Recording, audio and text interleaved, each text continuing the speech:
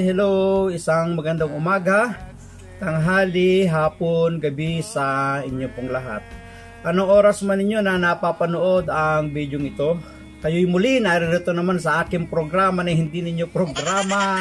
Ang tandaan mo ito. Tandaan natin ito. Hey Brad, ano na naman ba ang aming tatandaan sa programa mo na hindi namin programa? Ito ang ating tatandaan.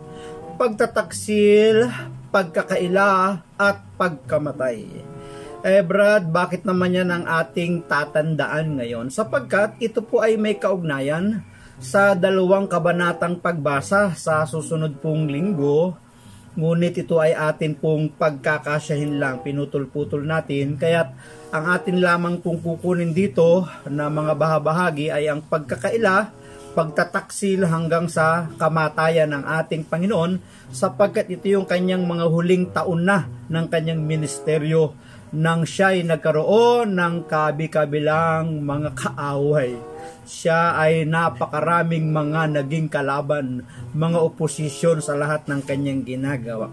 Pero bago natin bigyan ng daan ang atin pong pagninilay, ang atin pong reflection, bibigyan po muna natin ng daan ang atin pong mga kapatid na wala pong sawa, na atin pong mga supporters, subscribers, ayan. Shoutout sa ating mga kapatid kay Doc Bac, Jing Ramos, Nelson Umipig, Nympha Ai, Glenn Bagsit Fulgar, and Brother Arnold Fulgar, Romy Orain, Jerry Candelario, Syra Fernicol Baligwat, Arnel Rivera, Mel Matutina, Jackie Paran, Abelardo Castro, Jennifer Generoso, Daisy Villanueva, Eduardino Marasigan, Joseph Almer Quinto, maraming salamat sa iyo ha. Agri Healthy Lifestyle TV, Lydia Caballero, Marchita Lastra, Larry Losegro, Josefina Constantino, Norberto Macaraig, Telia Cabello, Artemio Aquino, Antonio, Dexter Yanes, yan, Reynaldo Paharda, Grace Gonzales, Brother Joed Pio Pongko dyan sa Australia, Mercy Masarido, Noel Murillo ng Paris, France. Salamat po sa inyo dyan. God bless po sa inyo dyan sa Paris, France. Kay Jacinto Pajardo, ayan, Marcelo de Vera, Evangeline Quinto, Zed Lamoste, Roger Magbanwa, Elmer Nasduman, Raquel Rivera, Sheila Duenas, Nelson Domingo, Jaime Beldenisa, Tito Losanes, Rosalinda Alvarez, Michael Tuason, Ronnie Pasqua, kay Saint Pat Jude, salamat, at kay Angelico Grenshaw, first time niya. Maraming salamat po sa iyong pagdalaw, Angelico Grenshaw. Pagpalain ka po ng Panginoon at naway maging kapaki-pakinabang para sa iyong paglilingkod ang atin pong mga refleksyon ginagawa. At dyan sa mga nasa live, maraming salamat din. Sister Glenn Bagsit Fulgar, maraming salamat. Good morning. Ayan. Kay Emma Mara, good morning po sa iyo. Kay Brother Lawrence Mangila, good morning sa iyo. Salamat sa 3 million in the house. Ayan.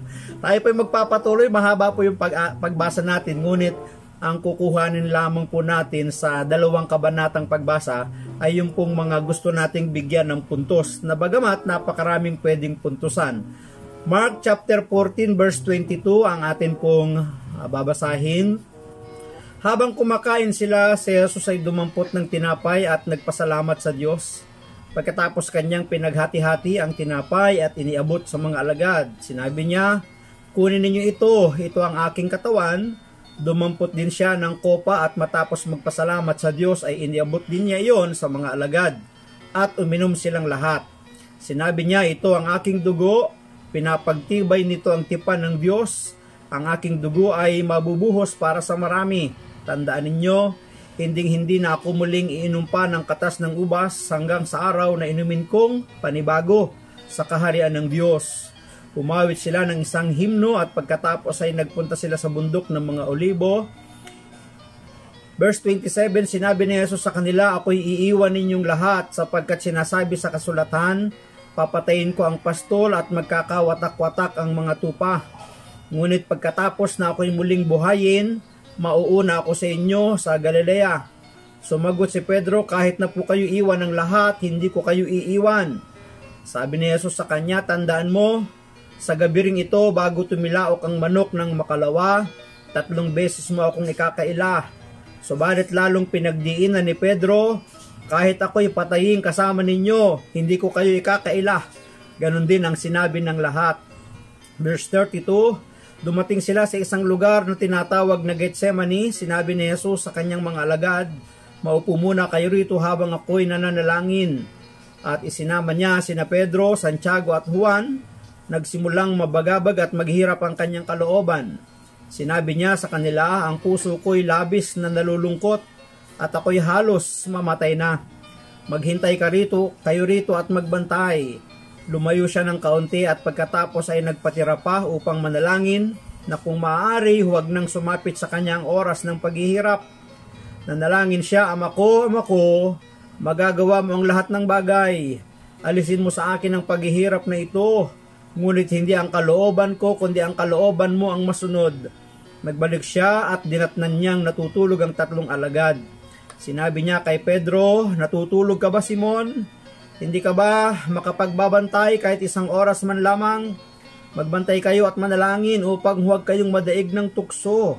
Ang espiritu'y nakahanda, ngunit ang laman ay mahina. Huling lumayo si Jesus upang manalangin at iniulit niya ang kanyang kahilingan. Nagbalik siyang muli sa kanyang mga alagad at sila'y naratnan niyang natutulog dahil sila'y antok na antok at hindi nila malaman kung ano ang kanilang isasagot sa kanya.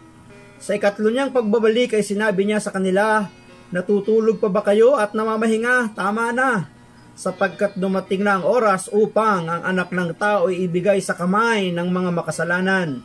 Bumangon kayo, narito na ang magkakanulo sa akin. Tatalumpo tayo ng kabanatang 15, talatang 33. Nagdilim sa buong lupain mula sa tanghaling tapat hanggang sa 3 ng hapon. Nang 3 na ng hapon, sumigaw si Jesus, Eloi, Eloi, lema sabachthani, na ang kahulugan ay, Diyos ko, bakit mo ako pinabayaan? Narinig ito ng ilan sa mga nakatayo roon at kanilang sinabi, pakinggan ninyo, tinatawag niya si Elias. May tumakbo upang kumuha ng isang espongha, ito'y isinawsaw sa maasim na alak. Inilagay sa dulo ng isang patpat at ipinasipsip kay Jesus. Tingnan nga natin kung darating si Elias upang iligtas siya, sabi niya. Sumigaw ng malakas si Jesus at pagkatapos ay nalagutan ng hininga at napunit sa gitna ang tabing ng templo. Mula sa itaas hanggang sa ibaba, nakatayo sa harap ng krus ang opisyal ng mga kawal. Nang makita kung paano namatay si Jesus, sinabi niya, tunay ngang anak ng Diyos ang taong ito. Naroon din ang ilang babaeng nakatanaw mula sa malayo, kabilang sa kanila si Maria Magdalena, si Salome at si Maria na ina ng nakababatang si Santiago at ni Jose. Mula pa sa Galilea ay sumunod na sila at naglingkod kay Jesus. Naroon din ang iba pang mga babaeng kasama ni Jesus na pumunta sa Jerusalem. Pagpalain po ng Diyos ang pagkabasa ng kanya pong mabuting balita. Pinupuri ka namin, Panginoong Hesu Kristo. Napakahaba po ng ating pagbasa sa susunod pong linggo sapagkat ito'y halos may kaugnayan din sa araw ng Palaspas, di ba? Ang akin nga pong naihandang gospel ay yung pagpasok na matagumpay ni Jesus sa Jerusalem. Ngunit nung tiningnan ko yung guide, ang pagbasa pala ay 2 chapter. Ayan, sa Ebanghelyo ni San Marcos. Ayan, chapter 14 tsaka chapter 15. Maraming salamat sa mga nandyan po sa live. Brother Israel, ayan, Manila. Sister Rose Diogrades, salamat sa iyo. Sister Josie Birake, maraming salamat. Salamat sa 9 million in the house. Brother John Lloyd, mabansag, magpakita ka sa akin. Kay Rexes de la Cruz, marami pong salamat. Kay Sister Emma Mara, ayan. Sister Rose Santos, maraming salamat po sa inyo. Samahan po ninyo ako, medyo mahaba ito pero pinili ko lamang yung mga madadaling tandaan sa atin pong pupuntusan. Sister Concha Malig, ayan, salamat. Sister Lourdes Orgiles Singson, maraming salamat. Brother Barcelo Peralta Kapitle. Itong t-shirt na nakikita nyo ay limited po ito, 20 piraso lamang. So naipamigay na natin at kapag kayo po ay patuloy na nag-share ng aking mga video, Ayan, nag-share ng aking mga uploaded video. Priority po kayo na magkaroon po ng mga t-shirt kapag nagkaroon po muli. No? Kagaya po ng mga nandyan sa live, mga nag-share po ng aking video, kaya meron po silang t-shirt. Pero medyo kinapos nga kasi 20 piraso lang. Sa mga susunod po, magkakaroon din po kayo. Ito po yung pinaka-logo ng aking t-shirt. Ayan. So simulan po natin ang atin pong pagninilay. Ano po yung ating pupuntusan ngayon? Pagtataksil, pagkakaila, at pagkamatay. Makikita natin doon sa buong pagbasa ng Mark chapter 14 na ang Panginoong Hesus ay nag-utos sa kanyang mga alagad na ipaghanda at kanilang ise-celebrate yung Passover, yung piyesta ng Paskwa. Sapagkat napakahalagang kapiestahan ito sa mga Hudyo, sapagkat ito yung mga taon na sila'y pinalaya ng Diyos sa kamay ng Paraon sa bansang Ehipto. At ito'y isang napakalaking selebrasyon sapagkat makasaysayan ito para sa kanila. Kaya ang Panginoong Hesus ay nag-utos sa kanyang mga alagad na pumunta sa bayan at nagbigay siya ng instruksyon at sabihin doon sa tao na kanilang makikita na ipaghanda na yung silid, ihanda na yung silid sapagkat darating ang Panginoon. Kaya at makikita natin na yung kanyang mga alagad, bagamat hindi sila nagtanong sapagkat malakas o malaki ang kanilang tiwala kay Jesus, sinunod nila, tumalima sila ng walang pag-aalinlangan. Kaya nga yung lahat na sinabi ni Jesus ay nangyari at natupad. Alam naman natin na si Jesus ay all-knowing, alam niya ang lahat ng bagay. At yung lahat ng instruction, yung lahat ng bilin ng ating Panginoon ay nangyari nga habang ang kanyang mga alagad ay pumunta doon sa bayan upang pumunta sa isang silid na darat na ng ating Panginoon upang i-celebrate yung tinatawag na Passover, yung pagpapalaya ng Diyos. At doon sa huling hapunan, ang ating Panginoong Hesus ay gumawa ng panibagong tipan. At ito nga yung tinatawag na pagpira-piraso ng tinapay. Sabi ng verse 22, habang kumakain sila, si Jesus ay dumampot ng tinapay at nagpasalamat sa Diyos. Pagkatapos kanyang pinaghati-hati ang tinapay at iniabot sa mga alagad, sinabi niya, kunin ninyo ito. Ito ang aking katawan. Dumampot din siya ng kupa at matapos magpasalamat sa Diyos ay iniabot din niya yun sa mga alagad at uminom silang lahat.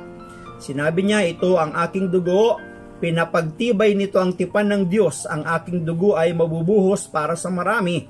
Tandaan ninyo, hindi na ako muling iinom pa ng katas ng ubas hanggang sa araw na inumin kong panibago sa kaharian ng Diyos. So, kitang-kita natin na itong ginawa ni Jesus ay iniutos din niya sa kanyang mga alagad yung pagpira-piraso ng tinapay at yung pag-inom ng dugo. Actually, marami pong tumutuligsa sa ating relihiyong Katoliko tungkol sa pagtanggap natin ng katawan ng ating Panginoong Jesucristo, yung Eucharistia. Actually, itong breaking of the bread ay walang samahang Kristiyano ang hindi gumugunita nito. Lahat ay mayroon nito na breaking of the bread. Sa kanila, breaking of the bread. Pero sa atin, yung Eucharistic celebration, yung communion, yung pagtanggap sa katawan ng ating Panginoon, na kinikilala natin na sa bawat pagtanggap natin ng kanyang katawan, nagiging totoong laman ito ng ating Panginoon. Kaya ito'y ating isine-celebrate bilang mga Katoliko. Pero kahit hindi mga Katoliko, basta't Kristiyano na relihiyon or samahan, ay meron po silang breaking of the bread. So napakahalaga ito kasi ito yung panibagong tipan. Ate Syra, good morning sa Sister Noemi. Ayan, Taganahan. Salamat sa Sister Berhinya Sunyiga. Marami pong salamat. Ayan. Kumusta po yung inyong pagbablog at saka ng inyong anak? Ayan. So yun yung una na atin pong pinupuntusan, ang huling hapunan na isinelebrate na sinabi ng ating Panginoon, utos din niya sa kanyang mga alagad na ito ay kanilang dapat ding gawin. Pangalawa na gusto po nating puntusan ay ito po, yung sa verse 32, dumating sila sa isang lugar na tinatawag na Gethsemane, sapagkat pagkatapos po nung kanyang ginawa na pagpira-piraso ng tinapay at pagkain at yung pag-inom ng alak, ang Panginoong Yesus ay pumunta sa isang lugar na tinatawag na Garden of Gethsemane, no? Pero basahin na rin natin. Sabi ng verse 26, umawit sila ng isang himno at pagkatapos ay nagpunta sila sa bundok ng mga olibo. Sinabi ni Jesus sa kanila, ako'y iiwan ninyong lahat sapagkat sinasabi sa kasulatan, papatayin ko ang pastol at magkakawatak-watak ang mga tupa. Tingnan po ninyo, pansinin ninyo na si Jesus ay nagbibigay na siya ng pahayag, propesya na magaganap at mangyayari sa kanya. Kasi nga si Jesus all-knowing siya, di ba? Alam niya ang lahat ng bagay. Walang nalilingid at walang natatago sa kanya. At ano naman ang sadya nila at bakit sila nagpunta sa bundok ng Olibo? Actually, meron siyang layunin doon Basahin natin. Ako'y iiwan ninyong lahat sapagkat sinasabi sa kasulatan, papatayin ko ang pastol at magkakawatak-watak ang mga tupa. Ito na yon, papatayin siya yun mismo. Ngunit pagkatapos na ako'y muling buhayin, papatayin, pero siya'y muling bubuhayin. Mauuna ako sa inyo sa Galilea. Meron siyang tinutukoy na lugar na pagkatapos niyang mabuhay, siya'y pupunta sa lugar ng Galilea. May instruction na mga kapatid Ngunit pagkatapos na ako'y muling buhayin, mauuna ako sa inyo sa Galilea. Sumagot si Pedro, kahit na po kayo iwan ng lahat, hindi ko kayo iiwan. Tingnan ninyo ang Pedro. Si Pedro po ay tinataguriang siya yung pinaka-leader ng 12. Siya yung tagapagsalita Siya yung mga nangunguna, kumbaga pinaka-leader. At meron din siyang pagtatanggol na parang pag-assure kay Jesus na bagamat sinabi ni Jesus na siya iiwan ng lahat, siya ay hindi. Iiwan ka, pero ako hindi. Matitira ako. Para ganun. Tandaan mo, sa gabi ring ito, bago tumilaok ang manok ng makalawa, 3 beses mo akong ikakaila. Tingnan ninyo, hindi pinaniwalaan ni Jesus yung mga pahayag ni Pedro na hindi siya tatakbo, na hindi siya tatakas, na hindi nga niya iiwan si Jesus. Sapagkat nagpahiwatig na rin ang mga palatandaan na ang Panginoong Jesus, kapag siya'y dinakip na, ikakaila ni Pedro ng 3 beses ang Panginoon at pagkatapos ay titilaok ang manok. Anong sabi ng verse 31? Subalit lalong ipinagdiinan ni Pedro, kahit ako'y pataying kasama ninyo, hindi ko kayo ikakaila. Ganon din ang sinabi ng lahat. Alam naman natin na yung mga sinabing ito ni Pedro ay hindi totoo, sapagkat ang nangyari at ang totoong naganap ay yung sinabi ng ating Panginoong Yesus. Kaya nga ang dahilan kung bakit sila nagpunta doon sa bundok, sabi ng verse 32, dumating sila sa isang lugar na tinatawag na Getsemani. Sinabi ni Jesus sa kanyang mga alagad, maupo muna kayo rito habang ako'y nananalangin. At isinama niya sina Pedro, Santiago at Juan. Nagsibulang mabagabag at maghirap ang kanyang kalooban. Sinabi niya sa kanila, ang puso ko'y labis na nalulungkot at ako'y halos mamatay na. Maghintay kayo rito at magbantay. Lumayo siya ng kaunti at pagkatapos ay nagpatira pa upang manalangin na kung maaari huwag nang sumapit sa kanya ang oras ng paghihirap. Nanalangin siya, Ama ko, magagawa mo ang lahat ng bagay. Alisin mo sa akin ang paghihirap na ito, ngunit hindi ang kalooban ko, kundi ang kalooban mo ang masunod. Mga kapatid, pansinin po ninyo. Nakikita na ni Jesus yung kanyang kakasapitan. Nababanaag na ni Jesus yung magaganap at mangyayari sa kanya, yung pagpapahirap, yung pagsampal, yung pagpapahiya, lahat. Nakikita niya yun hanggang doon sa kanyang huling hininga. Kaya nga nababagabag ng lubos yung kanyang kalooban. Diba? Ano ang kanyang panalangin? Na ilayo sa kanya yung saro ng paghihirap. Na huwag niya na yung daanan. At sabi ng Biblia, 3 beses po niya itong ipinanalangin. Kaya ito yung ikalawang ating pinupuntusan. Ang panalangin. Ano yung una? Ang huling hapunan. Ikalawa, ang panalangin ni Jesus sa Getsemani. Na ang kanyang panalangin sa kanyang Ama ay huwag niyang daanan yung saro ng paghihirap. Sapagkat matindi naman talaga yung paghihirap na kanyang daraanan. Yung napapanood nating pelikulang Passions of Christ, na pinagbidahan ng isang sikat na artista sa Hollywood, kapag pinanood mo yun, maaantig talaga ang iyong kalooban Mararamdaman mo yung hirap ng ating Panginoon Pero hindi pa yun yung katotohanan, yung kabuuan ng naganap sa totoong hirap na dinaanan ng ating Panginoon, sapagkat yun ay pagganap lang ng isang artista na ipinoportray nila yung paghihirap ng ating Panginoong Hesus. Nararamdaman mo yung paghihirap na ginagampanan ng isang artista, sapagkat nakikita mo at nababanag mo sa isip mo yung hirap na pinagdaanan ng Panginoon. Pero katiting lang yung mga napanood nating pelikula, yung mga paghihirap ng ating Panginoon. Mas sobra pa ang pinagdaanan ng Panginoon. Kaya nga si Jesus ay mismong nababagabag. Kaya sa kanyang sobrang pagkabagabag, nagawa niyang ipanalangin sa kanyang ama na ilayo yung paghihirap na yun. Nabagamat alam niya na siya ay dapat mamatay, sapagkat doon sa nakaraang pagbasa, sinasabi niya na ito yung dahilan ng aking pagparito. Ano ba ang dahilan ng kanyang pagparito sa mundo? Mamatay. Kung ako'y ipapadala sa isang misyon na ako'y mamamatay at sasabihin sa akin, pumunta ka doon sa Marawi, maglingkod ka doon, sapagkat habang naglilingkod ka doon, sisibatin ka, papatayin ka. Siguro hindi na muna ako pupunta, sa iba na lang. Pwede ba yung kapitbahay ko na lang ipadala nyo? Wag naman muna ako. O diba? Si Jesus nang bumaba at pumanawag sa lupa, oriented siya na siya'y mamamatay. Kaya lang, nung nalalapit na yung sukdulan, yung kasagaran ng kanyang misyon, ito yung kasagaran ng kanyang misyon, yung kanyang kamatayan at paghihirap na ipag-pray pa din niya na kung maaari, huwag niyang daanan. Ilang beses? 3. At unang panalangin niya, pinuntahan niya ang kanyang mga alagad para damayan man lang siya doon sa kanyang hirap na pinagdaraanan. Tingnan niyo yung Pedro. Anong ginagawa ng Pedro? Tulog. Di ba sabi niya, dadaan muna sila sa aking bangkay bago kanila makanti. Iiwan ka ng lahat, pero ako hindi kita iiwan. Yung magpuyat nga lang, hindi niya sinamahan ng Panginoon di ba? Nung dakpin pa kaya. Kaya tama yung sinabi ni Jesus Kakailan mo ako ng 3 beses, pagkatapos titilao kang manok di ba? Yung pagpupuyat nga lang, hindi niya masamahan ng Panginoon. At pagkatapos ay bumalik si Jesus, nanalangin na ikalawa, bumalik sa mga alagad, mga tulog, bumalik sa ikatlong panalangin, pagbalik niya sa mga alagad niya, tulog pa rin, ginising niya na.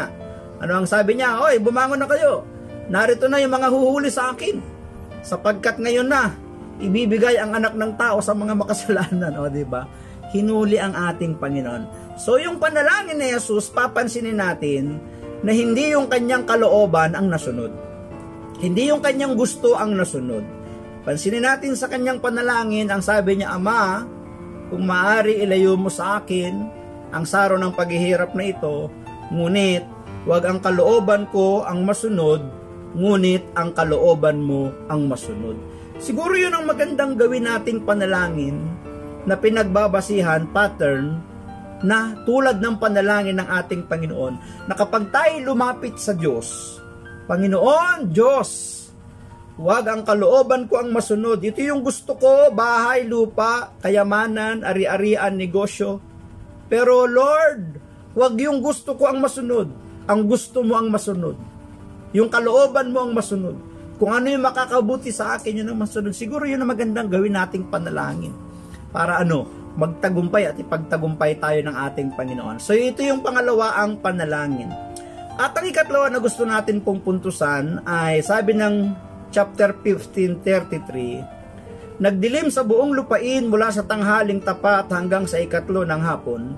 Na ikatlo na ng hapon, sumigaw si Jesus, Eloi, Eloi, lema sabachthani, na ang kahulugan ay, Diyos ko, bakit mo ako pinabayaan? Narinig ito ng ilan sa mga nakatayo roon at kanilang sinabi, pakinggan ninyo, tinatawag niya si Elias. May tumakbo upang kumuha ng isang espongha. Ito'y isinawsaw sa maasim na alak, inilagay sa dulo ng isang patpat at ipinasipsip kay Jesus. Tingnan nga natin kung darating si Elias upang iligtas siya. Sabi niya, sumigaw ng malakas si Jesus at pagkatapos ay nalagutan ng hininga. At napunit sa gitna ang tabing ng templo, mula sa itaas hanggang sa ibaba, nakatayo sa harap ng krus ang opisyal ng mga kawal. Nang makita kung paano namatay si Jesus, sinabi niya, tunay ngang anak ng Diyos ang taong ito. Naroon din ang ilang babaeng nakatanaw mula sa malayo. Kabilang sa kanila si Maria Magdalena, si Salome at si Maria na ina ng nakababatang si Santiago at ni Jose. Mula pa sa Galilea ay sumunod na sila at naglingkod kay Jesus. naroon din ang iba pang babaeng kasama ni Jesus na pumunta sa Jerusalem. Ito na po yung ikatlo, mga kapatid, ang pagkamatay ni Jesus. Nung mga panahon na dinakip ang ating Panginoong Jesus, napakahaba na ng kasaysayan, ang mga naganap doon, ang mga alagad ay nag-alisan, nagtakbuhan yan eh. Bagamat mayroong lumaban sapagkat may natagpas pa ang kanyang alagad na tenga ng isang kawal. Si Pedro, di ba, tinabak yun eh. Tanggal yung, natapyas yung tenga ng kawal, di ba? Pero ang sabi ng Biblia, ibinalik ni Jesus yung tengang natapyas ng kawal. So meron na namang himala, tingnan ninyo. Nasa gitna ng pagdarakip, ng paghuli kay Jesus, pero nandun pa rin yung kanyang paggawa ng himala. So yung mga alagad nagtakbuhan, pero may ilan lang sumusunod. Katulad ni Pedro, nakasunod. Nang may makakilala sa kanya, ano ang sabi? Di ba't kasamahan ka nun? Hindi. Nung siya nagpapainit, kasama ng mga tao, di ba kasama ka nun? Hindi. O, 3 beses yun eh. Pagkatapos ay tumilaok ang si Pedro ay natandaan niya yung sinabi ng Panginoon sa kanya nung siya magsabing, iiwan ka ng lahat, ako hindi. Dadaan sila sa aking bangkay bago kanila magalaw. Naalala niya yon, kaya namighati at nagsisi ang Pedro. At tuloy-tuloy na ang Panginoong Hesus ay humarap kay Pilato. Di ba? Humarap talaga siya kay Pilato eh. At alam naman natin na sinasabi ng Biblia na walang nasumpungang pagkakasala si Pilato. Ang nangyari pa nga eh, nang mabalitaan niyang si Herodes ay nasa kanyang lugar, ipinadala niya si Jesus kay Herodes eh. Diba? Ay magkalabang mortal ang dalawang ito eh. Sa pamamagitan ng Panginoong Hesus, ang dalawang ito naging magkaibigan, naging magkasundo. Dahil sa pamamagitan ni Hesus, nagkaroon ng komunikasyon yung dalawang tao. Tingnan ninyo ang Panginoong Hesus. Nasa paghihirap na siya, nasa paglilitis na siya, pero patuloy siyang gumagawa ng maganda sa bawat tao. At pagkatapos na tingnan ni Herodes, ibinalik. Tingnan niyo, ibinalik eh. Ang Pilato naman, gusto niya na mapawalang sala ang Panginoong Yesus. Kaya, noong mga kapanahon na yon, kapag dumarating yung ganung kapiestahan, nagpapalaya sila ng bilanggo. So, sa pag-aakala niya, napipiliin ng taong bayan si Jesus sapagkat siya'y gumagawa ng mga kababalagan, 2 tao ang kanyang inialok o ibinigay, ipinakita, para mamili sila. Ngunit sa udyok ng mga matatanda ng bayan, ng mga Pariseo at Iskriba, na ang isigaw at piliin nila ay si Barabas, ang nangyari na tuloy na maparusahan hanggang kamatayan ang ating Panginoon. Pero ang hindi nila alam, ang lahat ng yon ay nakaplano na ng Diyos. Na ganun nga yung mangyayari. Kasi sinabi na ni Jesus na papatayin ang pastol, di ba? At ang mga tupay magkakawatak-watak. Sinabi na yun eh. Alam na ni Jesus yun. At dito sa ating pagbasa, habang siya'y nakabayubay sa krus, sumisigaw siya na akala ng mga tao tinatawag niya si Elias. Pero ang sabi sa ating binasa, Diyos ko, bakit mo ako pinabayaan? Yun yung kanyang sigaw eh. At pagkatapos ay nalagutan siya ng hininga. Ano ang nangyari nang malagutan ng hininga ang ating Panginoong Hesus? Ang sabi po ng verse 36, may tumakbo upang kumuha ng isang espongha, ito'y sinawsaw sa maasim na alak, inilagay sa dulo ng isang patpat at ipinasipsip kay Jesus. Tingnan nga natin kung darating si Elias upang iligtas siya, sabi niya. Sumigaw ng malakas si Jesus at pagkatapos ay nalagutan ng hininga. Verse 38, ano po ang sabi? At napunit sa gitna ang tabing ng templo mula sa itaas hanggang sa ibaba. Nakatayo sa harap ng krus ang opisyal ng mga kawal nang makita kung paano namatay si Jesus. Sinabi niya, tunay ngang anak ng Diyos ang taong ito. Mayroon pong nangyari at naganap sa templo. Alam po natin na doon sa templo ay mayroong tinatawag na dakong banal. Holy place. Pero sa loob-loob pa nung banal na dako ay may tinatawag na dakong kabanal-banalan, most holy place. Doon sa most holy place, pumapasok po doon ang dakilang saserdote o ang punong saserdote once a year para siya ang maging representa ng taong bayan. para siya yung maging tagapamagitan sa tao, tagapanalangin, tagapagdulog. Once a year yun, para idulog yung panalangin ng kanyang bayan, sapagkat doon sa most holy place, bumababa ang presensya ng Diyos, hindi sa holy place. So nalilimitahan yung, kumbaga, doon lang nag-i-stay yung presensya ng ating Diyos. Pero sabi ng Biblia, napunit yung pinaka-divider, yung naghahati sa holy place, sa most holy place. Anong ibig sabihin? Yung presensya ng Diyos, hindi na nananatili doon, lumabas na. Nagkaroon ng daanan. Napunit, sabi. At napunit sa gitna ang tabing ng templo mula sa itaas hanggang sa ibaba. At sabi ng verse 39, nakatayo sa harap ng krus ang opisyal ng mga kawal. Nang makita kung paano namatay si Jesus, sinabi niya, tunay ngang anak ng Diyos ang taong ito. Mayroong pong nagpatotoo na hindi niya tagasunod, kundi opisyal na kawal ng mga kawal. Nang makita yung kanyang pagkamatay, ay sinasabing, tunay ngang siya'y anak ng Diyos. Kaya nga ito yung pagkamatay. Ang pagkamatay ni Jesus, tatandaan natin, ay hindi doon nagtapos. Sa ating pagbasa, dito lang natapos, pero may bahaging sinasabi si Jesus na siya'y muling mabubuhay. At ang kanyang palatandaan ng pagkabuhay ay matatagpuan siya sapagkat mauuna siya doon sa Galilea. Kaya dito po sa atin pong pinaka-refleksyon, tatandaan natin, hindi po nanatiling patay ang ating Panginoong Yesus sapagkat siya'y muling nabuhay. Kasi kung hindi siya muling nabuhay, wala pong kabuluhan, walang kwenta ang ating pagiging Kristiyano at mananampalataya. Ano ang ating pinag-uusapan ngayon? Ang pagtataksil, ang pagkakaila at pagkamatay. Bakit ito yung ating title? Alam natin na maraming galit sa ating Panginoong Yesus bagamat siya'y gumagawa ng mga tanda, himala at kababalaghan. At upang magawan nila ng masama si Jesus, sila'y kumasangkapan ng isa sa mga alagad. Sa katauhan ni Judas, ibinenta niya ang Panginoon ng 30 pirasong pilak. Ito yung pagtataksil na ginawa niya sa ating Panginoong Yesus. At pagkatapos na siya'y pagtaksilan, ang isa rin sa kanyang mga alagad ang nagtakwil sa kanya. Ipinagkaila siya at ito'y walang iba kundi ang Pedro na nagsabing hanggang kamatayan sasama siya kay Jesus. Pero nung hinuli pa lang si Jesus, isa na siya sa mga tumakas, isa na siya sa mga nawala, di ba?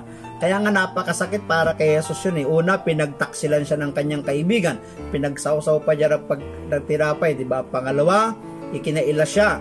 At sa nangyaring yun, namatay siya. Pero ang kanyang kamatayan, ang lahat ng yun ay plano ng Diyos para sa iyo at sa akin, sapagkat si Jesus ay mamamatay para sa katubusan ng ating mga kasalanan. Maraming salamat at pagpalain po tayo palagi ng ating Panginoon. At kung kayo po'y napagpala ng ating pong reflection ngayon, huwag naman nyo kalimutan ang mag-like. Siyempre, share nyo na din. At kapag ito'y na-share nyo at napagpala yung mga taong binahaginan ninyo, pagpapalain din po kayo ng ating Panginoon. Ang akin lamang pong palaging sambit, I love you with the love of the Lord. Bye-bye and bye-bye. I've got some best banana. Maraming salamat sa inyong panunood at kung kayo naman ay napagpala, huwag niyong kalimutan na mag-like and share, mag-subscribe na din at kalimbangin ang bell icon na inyong makikita sa ibaba ng video upang kayo palaging updated sa aking mga video kapag ako ay may bagong upload. Maraming salamat, God bless, and I love you with the love of the Lord. Bye-bye. One from Johnny, in case he passes by this way. And can you pass this on to Minnie so she knows where we're at? And you better send me your address so that I can send you